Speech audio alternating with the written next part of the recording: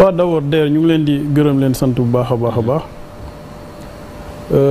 xam nga dafa am ñaari mots yoo xam ne journalisme ak journaliste sénégalais wala monde entier sax à chaque fois moom la ñuy bàkkoo mooy éthique ak déontologie ñaar yooyu foo ko waxee ñun la lii mooy li nga xam ne ñun moo ñu soxal ci àddina ñu nekk ci réew moo xam ne taabalu ñetti tànk la maanaam ñetti piliers ñoo ko yor ñetti jën ñoo yor réew mi mooy li ñuy wax pouvoir exécutif pouvoir législatif ak pouvoir judiciaire ci monde entier ñu jël li nga xam ne mooy information yokk ko ci mooy quatrième pouvoir ba ñoom ñu tuddee ko seen bopp parce que dañuy régulariser entre ces pouvoirs là information yi am seen biir ñoom ñu koy mën jox askan bi ñu dem ba yokk ci ne rechercher l'information vérifier l'information et de transmettre l'information kon loolu bu ñu ci nekkee à chaque fois ça doit être une information objective pour le peuple et par le peuple kon séparation de pouvoir yooyu su amee kii nga xam ne mooy justice moom moo war a ñëw def li nga xam ne dina ko def mooy lan mooy bu gisee ci réew mi loo xam ne soxal na ko ñor na ko am na droit ka nga xam ne moom moo ko def mu dem woo ko waxtaan ak moom kon man jàpp naa ne loolu waruñ ci laax régime parce que régime pouvoir exécutif la ça n'a rien à voir avec le pouvoir judiciaire kon buñ ko jëlee rek bëgg koo laax ci régime bi problème day am kon day mel ni kon pouvoir judiciaire defut liggéeyam wala kon day mel ni la fi amoon moo continuer di am pouvoir judiciaire la ñuy commandité ba tey ne ko defal lii wala defal lee te comme nag dañoo woote rupture systémique man jàpp naa ne kon pouvoir exécutif yoonam nekkul ci li nga xam ne moom la pouvoir judiciaire di def pouvoir judiciaire aussi mooy apprécier mooy xool léegi nii lii sa wax na ko nee na dañ leen a relaxer pure et simplement te teguñ leen dara kon ka leen woowoon moom moo leen déglu ñu waxtaan ñoom ñaar ci seen liggéey ak la mu waree mu bàyyiwaat la ñu dem kon loolu il faudrait que ñu dugal ko suñu xel ñun xam ne la doon am wonni na pouvoir bi nga xam ne moo fi nekkoon maanaam nekk pouvoir exécutif di buur di bummi jàpp naa ne loolu jeex na mais li ma jàpp mooy séparation des pouvoirs dafa war a am bu fekkee amul aussi dañ cee war a jëm loolu mooy sunu objectif mooy sunu bëgg-bëgg bu ko defee ku nekk sa àq ak sa yelleef ci biir réew mi ñu jox la ko bëgg-bëgg la projet la idéal la ñun ñëpp nag Sénégalais yëpp ñun ñoo war a ànd gunge ko encadrer ko ba nga xam ne loolu day am ça ne veut pas dire que man itam journaliste la wala man itam damay joxe information damay xool information ba nga xam ne moo ma neex ma joxe ko ak na ma koy joxe même bu fekkee jàngale wuñ ma ko noonu man je suis victime te mën naa koo wax tali bi jógee Mbirkilaan jëm Maabo état da koo financé ba pare mooy projet PCZDA bu Banque mondiale en 2017 ñu toog ba 2021 ba tey kenn defarul tali bi ma woo journaliste yi ñu ñëw ñu war a def reportage diggante Mbirkilaan ak Maabo bi ñu defee reportage ba pare man maa dem sama oto moom moo dem jëli journaliste yi indi leen Mbirkilaan man maa fay man maa wëlbatikuwaat fayaat leen déplacement am na ci ñoo xam ne sax facture lañ ma defal pour ma fay leen ba pare ma wëlbatikuwaat am na ci koo xam ne ci journaliste nee na ma soo bëggee ñu def la à la une ci journal maanaam papier defaat la à la une revue de presse ba pare génnee le journal temps nga may fay ma ne ko loolu de wax dëgg yàlla awuma ko mënuma ko tudduma ko def parce que li ma jàpp mooy bu fekkee informer la population moo la tax a jóg te léegi yow sa patron de presse moo lay fay sa maison de presse moo lay fay lii yëpp yaakaar naa waruma ci waaye je comprends la situation économique du pays aussi moo tax kon jàngat bi ñu war a jàngat du lii kese mais au-delà de ça liggéey bi parce que si le travail nous écarte du vice et de l'ennui à ce moment-là kon journaliste bi du travail boobu lay def parce que vice am na foofu moo tax foofu la ñu war a delluwaat. am na Samba. foofu dama bëgg a dugg foofu rek. pour taxaw si démarche bi nga def pour effectivement ñu waxu. tali Mbirkilaan bi parce que aussi lu ne rek buñ ko respecté am na règlement bu muy jaar. Je pense que si on veut qu'un média couvre benn situation am na noo war a defee c'est écrit idéal la projet la oui c'est écrit c'est écrire à une rédaction ah laaj leen ne leen il y a tant de problèmes est-ce que mun ngeen ko couvrir su boobaa dina la couvrir kenn parce que nit du xëy rek dem parce que si aussi ci lu ma xam kës néew ci mbir mi maanaam nit ñi bu ñuy jël di jóge un point A di dem un point B dañ leen di yónni am na ñoo xam ne dañuy am sax lettre de mission am frais de mission dem même bu dee un point A à un point B donc bu fekkee ne approche bi au départ approche bi c'est pas une approche boo xam ne c'est professionnel la réponse ne peut être que aussi loolu quoi parce que ñëwal defal ma lii yow yaa ngi liggéeyee yëfu jàmbur amuloo prérogative parce que bu tax ñuy jàpp directeur de publication yi di leen yóbbu mooy que ce sont les responsables yu pénal moo responsable moral ou dara moom lay nekk donc kooku aussi il peut pas se permettre de ne pas valider le reportage de qui que ce soit parce que am na boo demee defi reportage ji li ma xam boo ñëwee da nga koy joxe ñu valider ko en comité pour seet ndax dina jàll wala du jàll donc bu loolu yëpp boo deful démarche bi vers ça aussi tu n'encourages pas nit ñi aussi ñu teg affaire bi ci yoon parce que malheureusement ton interlocuteur c'est pas la personne c'est le média parce que moom mooy kii te média bi jusqu'à preuve du contraire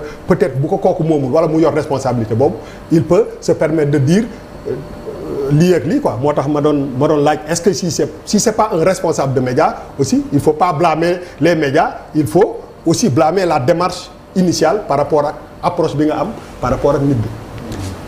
ma continue c'est aussi responsable que le corrompu. Malheureusement ici au Sénégal c'est un homme politique ah. Bouba mën naa dellu continuer. c'est un non may ma rek non may ma rek c'est-à-dire que. waaye honorable député juste ma jox la parole oui. loo bëgg wax waaw maa ngi jégalu ah. waaw dégg nga juste c'est pour expliciter lu Bouba wax. Actuellement ici au Sénégal dañuy jaay les unes dañuy jaay la revue de presse dañuy jaay le passage à la télé parce que. mais am na ñu koy jaay. oui non am na ñu koy jaay. oui non dañ koy jaay rek day mel ni ñëpp a koy jaay. voilà non ñëpp jaay ko. ñëpp jaay ñu ko heureusement on a une partie de la presse qui est républicaine. voilà ok.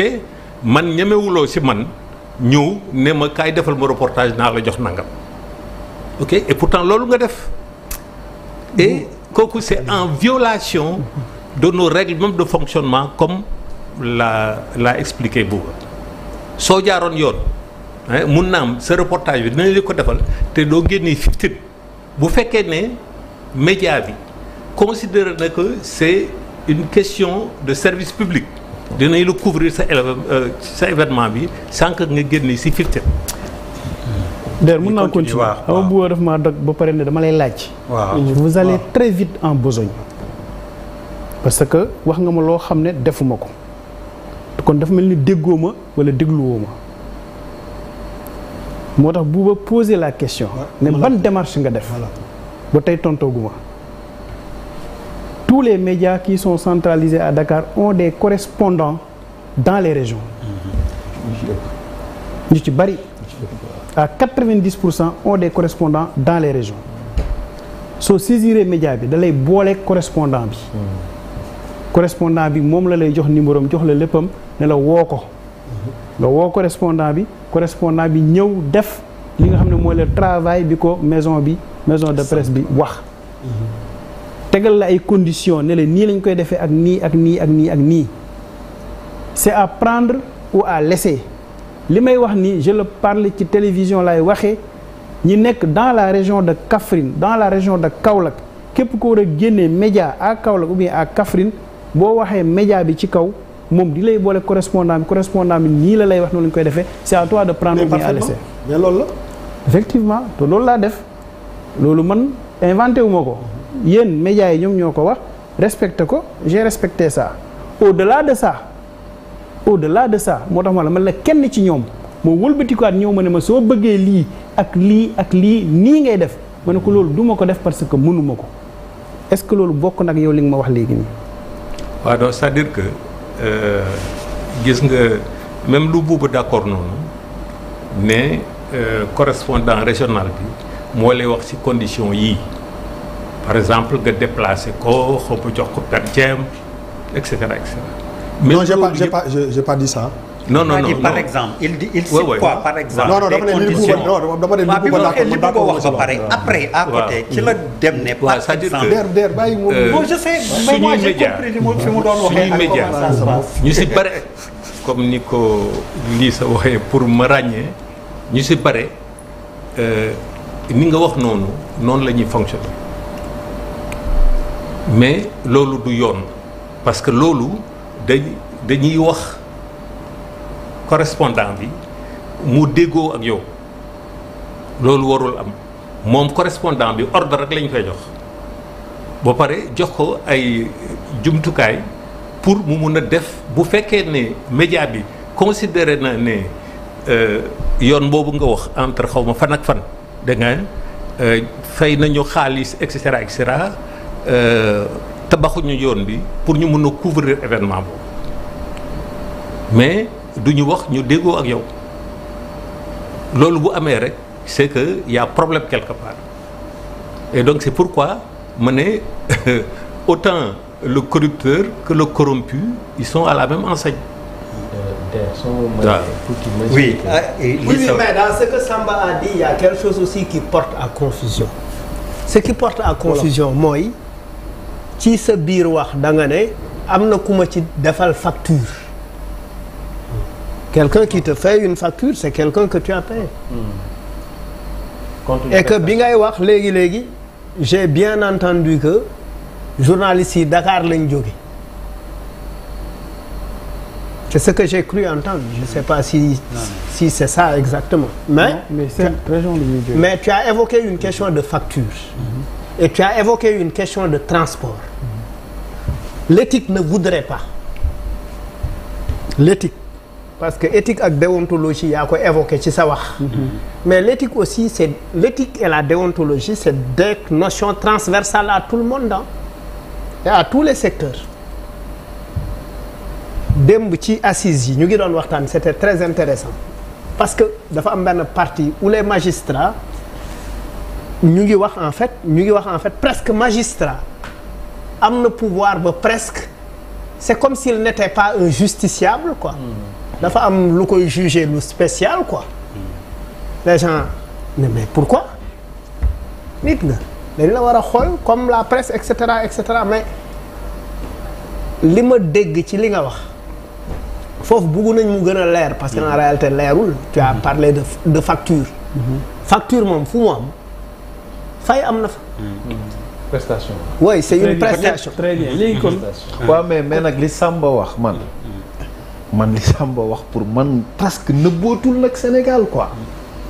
Et peut-être non. Et peut-être préciser devant des représentants. Mais ça ne nous empêche pas de dénoncer ça. C'est ça.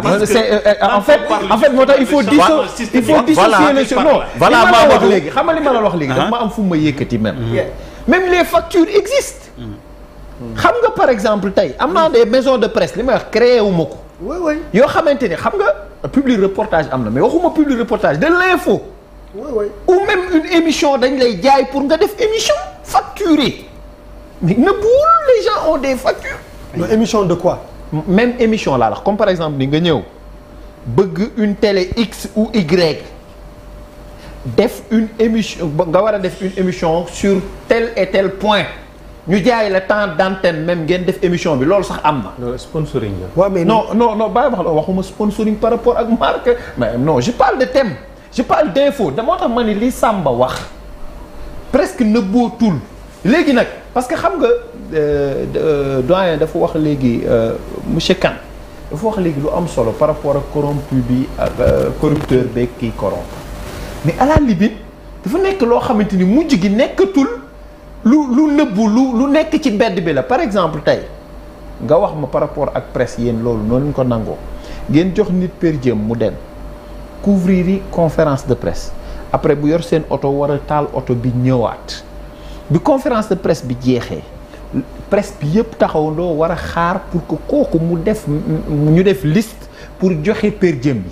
oui non bu wax presse bi yëpp c'est différent. non presque quoi je veux dire. moo tax loolu par exemple nu mu tudd loolu. Badara nga baal ma mais président loolu tamit xëy na foofu nga war a comprendre les propos mais te xaaral non si c'est donc des correspondants waxuma ñëpp mais des correspondants et vous êtes interpellés qui sont dans la précarité. man posé question initiale bi. quand même man sama objectif. lii ça c'est là où vous êtes interpellés yéen ñaar. mu leeral demander la parole. non man sama question. moom mooy que mu leeral. démarche bi mu def pour ñu xool ndax démarche boobu boo ko defee. di nga mën a protéger sa bopp. man c'est ça la question. moi j'ai posé une question très claire. alors parole à Lissa mayal Lissa mu leeral. man leen laa bëgg a leeral comprendre oui. xam nga lii honorable wax am na part de vérité. il faut le reconnaître parce que boo demee ci région yi.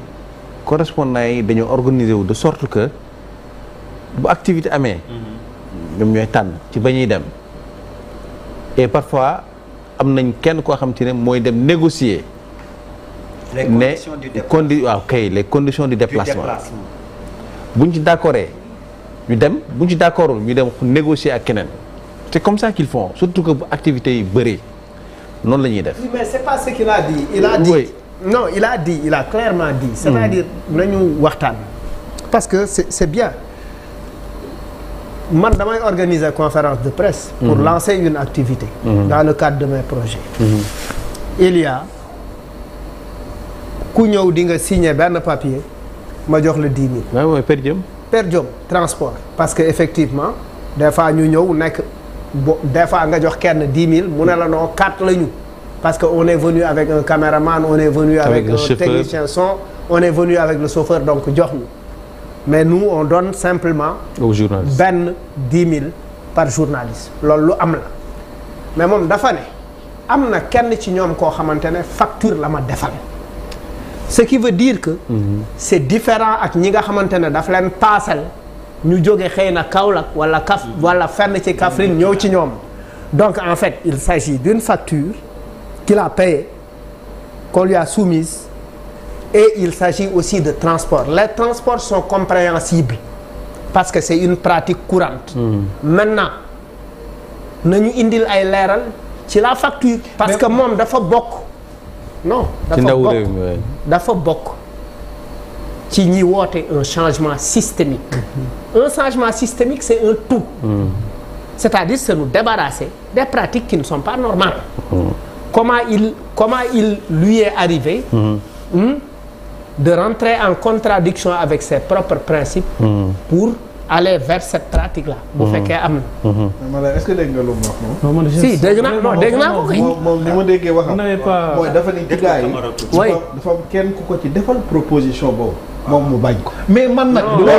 man dégguma loola. man nag j'ai dit pire que li mu wax moom. dafa ni am na télé même télé. moi c'est pas ce que j'ai entendu. non man li may wax moo gën a dee xanaa. am na télé. li ma wax télé laa koy waxee dama toog ci beneen télé donc mënu ma joxe tur. télé yoo xamante ni dañ lay. pour couvrir si la dañ lay defal facture. mais dëgg la ma la. dëgg la mais Badara. xaw mais foofu Lissa loolu xam non Lissa am na wëri télé yu lay defal facture. moi je suis un peu bien placé. pour un peu éclairer. oui tout dépend de la démarche. maintenant dama la expliquer si la Sonatel fait benn présentation. qui demande un traitement journalistique. Mais c'est un programme. C'est de la com. C'est de la com. Le média fait une facture, envoie un journal, mu traité ko, mu utiliser ko comme un public reportage wala dara. Ce qui n'a rien à voir avec l'info brute comme ça. mais bu li nga wax ni sax loolu Sonatel marque la. non dama jox exemple. mais dama lay wax rek ONG wala ONG déglu ma rek loolu moom Badara il faut ñu dégloonte il faut ñu dégloonte tuuti ma rek kii Mamadou c'est-à-dire am na ci loo xam te ne par exemple ONG mën na di intervenir ci benn zone wala ci benn thème léegi ci biir kii bi ci biir projet bi mu am émission wala mu am production d'articles wala mu am production radiophonique mais loolu day fay parce que c'est budgétisé et dañ ko war a fay loolu y a pas de souci maintenant moom fi mu wax nii maanaam facture amee rek prestation am na donc moom loolu nekkatul couverture mais kon public reportage la c'est clair maintenant nag li ñu fi waxtaanee nii ce sont les mots de la presse que nous avons constaté et ñu toog bi ñu defee évaluation li nga xam te ne mooy affaire du code de la presse bi bureau Mamadou Ibra Kane bi la ñu demoon ñu ne kat il faut que ñu dajale li nga xam ne ñooy les aînés ñu waxtaanee waat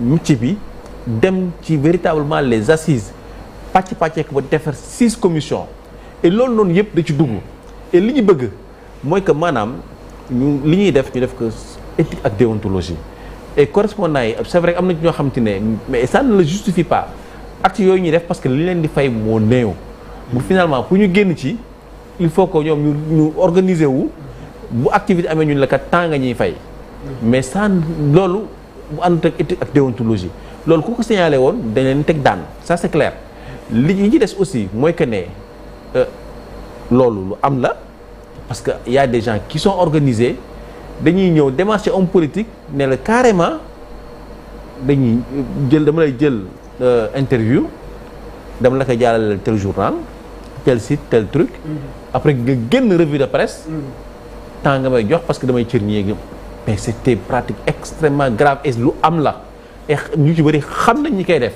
lu am la mais ñun li ñu mën mooy mettre en place un cadre et di xeex maanaam pour que aussi cadre boobu ñu teg ñu koy appliquer mais ñun yeewuñu appliquer loi yeewuñu maanaam dem poñe nit nekk li ngay def du dëgg du yoon dëkk dafa am nu mu organiser woo mais fekkente ne ñi nga xam te ne ñoom ñoo yor état bi xam nañ ne loolu am na et ñu gis ko defuñ ci dara et ñun ñi ngi koy ŋàññi defuñ ci dara mooy que ne ñi ngi koy bayal. léegi nag non beneen affaire bu may wax. non si. non defal nànk rek. non defal nànk rek. les journalistes c'est des pratiques. ces journalistes dépendent de maisons de presse. non déglu ma ñëw. Ils ne dépendent pas du gouvernement ou d'un ministère. mais Malal déglu ma rek non Malal non li ma bëgg a wax. li ma bëgg a wax rek mooy que ne. li ma bëgg a wax. Malal mooy que ne xam nga loolu parfois dañ koy justifier précarité bi nga xam te ne am na.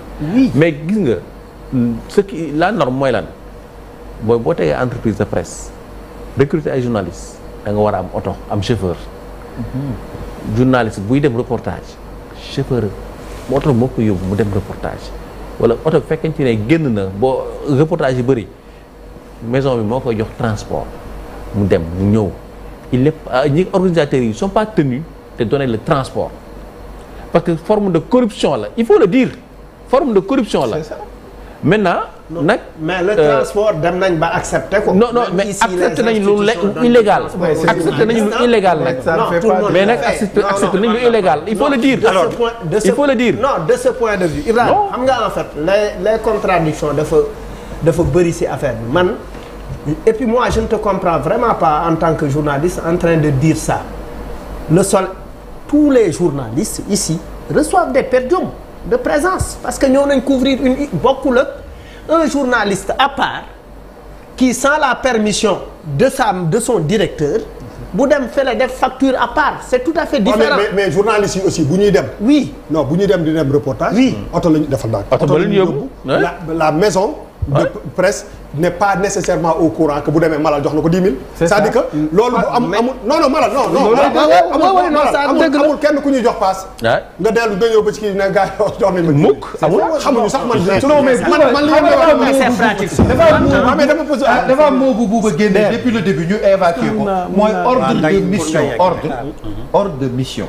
journaliste bi buy génn parce que xam nga aussi. administration dafa organisé wu même bu ñu nekkul ci presse on parle rek administration. oui mooy booy génn yow di dem liggéey sax am na lu la war a couvrir même pour boo gaañu woon wala dara. donc booy génn da nga war a am ordre de mission. ordre de mission boobu mooy chauffeur bi sax day amaale ordre de mission pour am carburant. carburant am ñu def ko ci oto bi mu war laa déplacer indi la mais Malal. xam nga man yi ngeen di wax nii deewul xamul man li may wax gën a dee.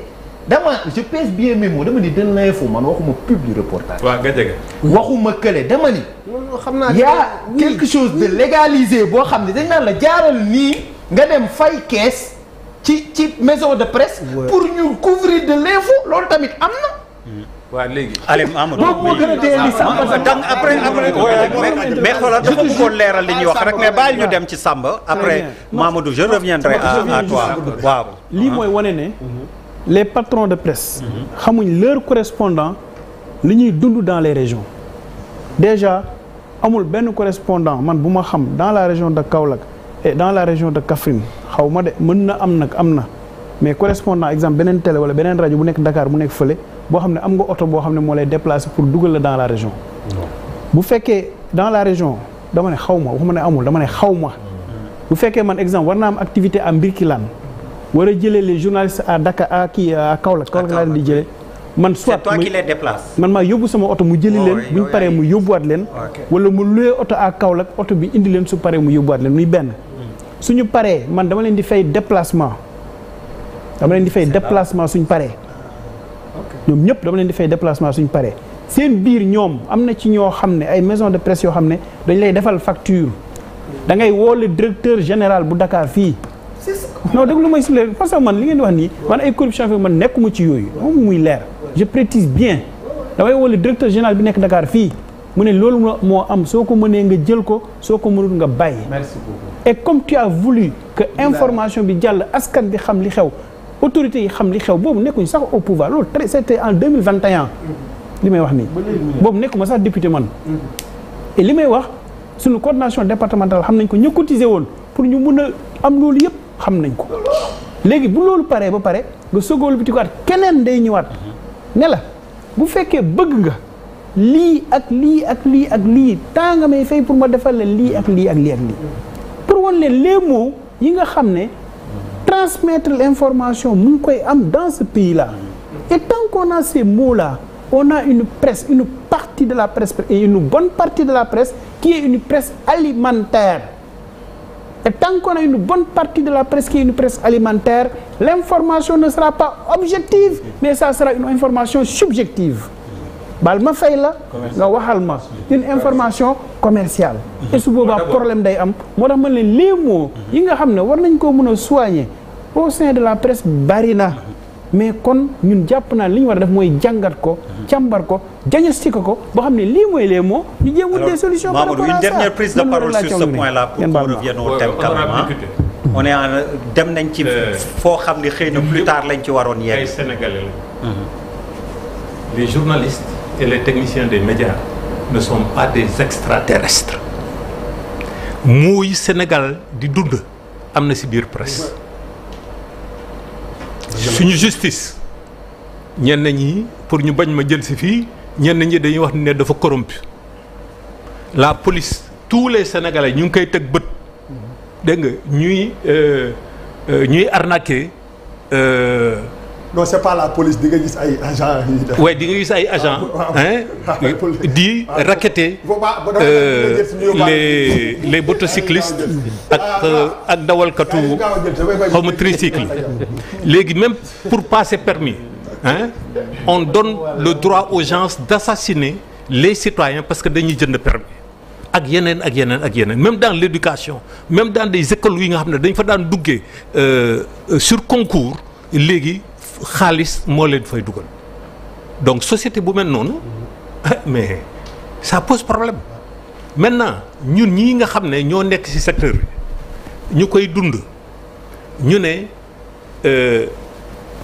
il faut que ñu assainir secteur bi benn l'accès à la profession de journaliste et de technicien des médias loolu moom mu ngi ci code de la presse ok avec la délivrance d'une carte nationale de presse nga ne ma journaliste nga ma ne la ana sa carte de presse mu won la ko nga soog a mën a waxtaan ak moom ñaareel bi ñu ne entreprise Samba Boy bu jóg ne dafay ubbi ay médias ñu ne il faut mu am statut entreprise de presse pour que des aventuriers comme yooyu ngay wax ñuy ñëw fii ba Dakar di joxe ay kii nangam non loolu truc donc loolu c'était la volonté exprimée dans le code de la presse. Mais ñu ne nag il faut que ñu defar benn environnement bu nga xam ne dina permettre ñu am ay entreprises de presse viables non pas que ma jël benn enseignant wala benn cartouchard de l'université ma dugal ko dans ma rédaction ou bien mu nekk un correspondant, ok, pour que les médias aient les moyens de leur politique. Am na de grandes maisons de presse yi nga xam ne ils ont effectivement des journalistes comme correspondants dans les régions te am nañu oto, dans le pire des cas am nañu xaw ma Jakarta, dégg nga dañ leen di jox dotation essence et tout. Donc ñu ngi jéem mais affaire yi botugul. Xam nga ku nga xam ne yaa ngi koy laaj dara te joxloo ko moyen c'est pas possible. Donc moo tax sambal baalu bi bare, confusion bi bare, dégg nga mais man xam naa ay journalistes yu mag yuy nekk dans différents organes mais ko ñooñu mënul am jamono ak lu mu métti ñu toog ay 3 mois d'arrière de salaire 4 mois d'arrière de salaire booy ba ñu nangu jël xaalis. Alors waaw parce que éthique ak déontologie comme ni ko Malal waxee mais c'est transversal. C'est dans tous les domaines. Alors honorable député yow da nga ñu teel a dugal ci débat wu précarité presse beeg yooyu mais on revient comme je disais ñu def ko nànk-nànk rek. dinañ ci yeggaat ni ñuy dundee dindinu presse bi les journalistes les reporters Abdourahmane ba léegi ci première prise de parole bi c'était par rapport à convocation de directeurs de publication yi et finalement ni ma est-ce que nous la presse on n'a pas été un dégât collatéral dans cette histoire d'affectation du général Kandé tout simplement.